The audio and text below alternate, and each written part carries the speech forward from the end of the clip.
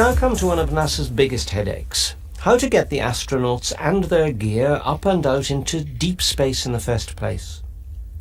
This segment of our program is the story of the Saturn V and those people who were behind the development of space rocket technology.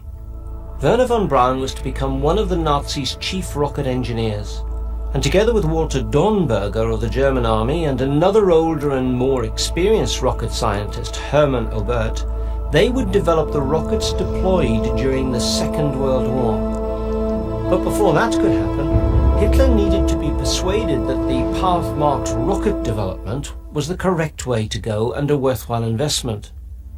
All of which takes us back to 1927, when Wernher von Braun was just starting out in his career, and Hermann Oberth was working on an extremely interesting project which surprisingly would become as relevant to the Apollo program as would the V2. In the late 1920s, Hermann Oberth was invited to work on the German production Frau im Mond, Woman in the Moon.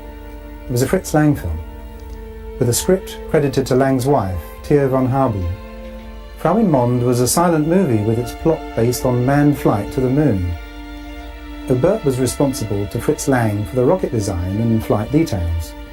It would appear that NASA has followed the principal elements of this virtual blueprint ever since. This design was for a multi-step rocket.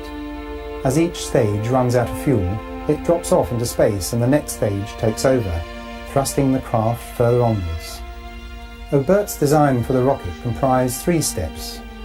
Apollo's launcher, the Saturn V, was a 3-stage rocket. It was constructed in a vertical position in a huge assembly shed.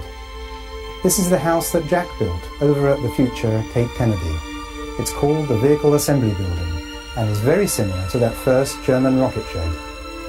Inside, the Saturn V rocket was assembled vertically.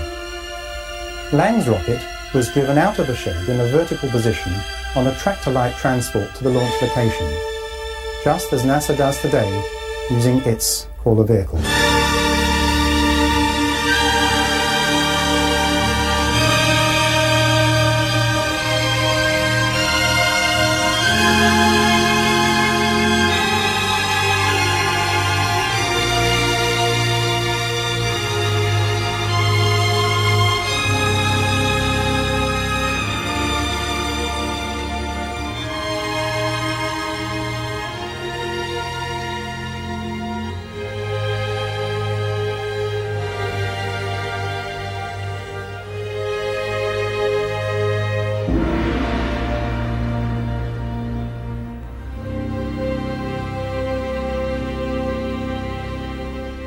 The Soviets, however, preferred to construct their rockets horizontally and then deliver them horizontally to the launch pad, as the Russians still do today. No doubt they recognized that moving a high centre of gravity rocket vertically was contrary to common sense. And contrary to some received opinion in the West, the Soviets have in fact always been the world's leaders in rocket development. With 21 firsts in space exploration, they had no need to present the world with rampant virility symbols for their journeys into space. As for NASA's Apollo launcher, the Saturn V, that rocket may not have been as great as it looked. To emphasize the moment before liftoff, Fritz Lang created the 10-9-8 countdown. It was one of the movie's most dramatic features. Lang had intended this countdown procedure merely to increase the dramatic tension at the launch. Lang said that NASA had incorporated another of his damn touches into its space dramas. Lang's actors were strapped to their couches, just as NASA did with Apollo.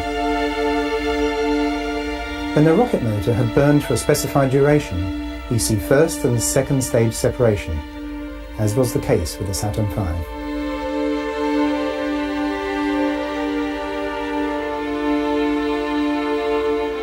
In order to prevent the occupants from floating around the cabin in microgravity, they used the very practical solution of foot grips. Later, NASA was to stick everything to the walls with Velcro tape. And this attractive and exotic demonstration of the way that water globules will float in microgravity has also become an industry standard.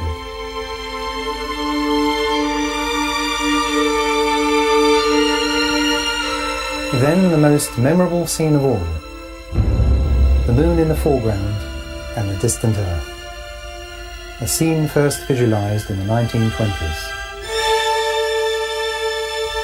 And a lunar landscape as designed by Lang's artists, with a camera set up ready.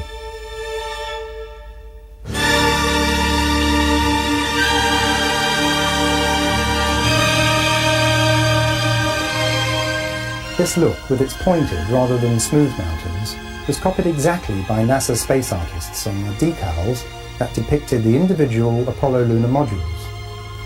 As you can see, the Frau in Mond set matches the LEM 7 decal very closely. Remembering that LEM 7 was allocated to Apollo 13's Dark Moon trip, is it not significant that this decal is the only one of the Apollo LEM series which depicts a LEM actually sitting on a fake lunar surface? So all of these NASA procedures had actually been foreseen by a movie director and his colleague in 1927, which is not altogether surprising when that movie director turns out to be the most influential filmmaker of his time and colleague of the most eminent rocket engineer of the 1920s.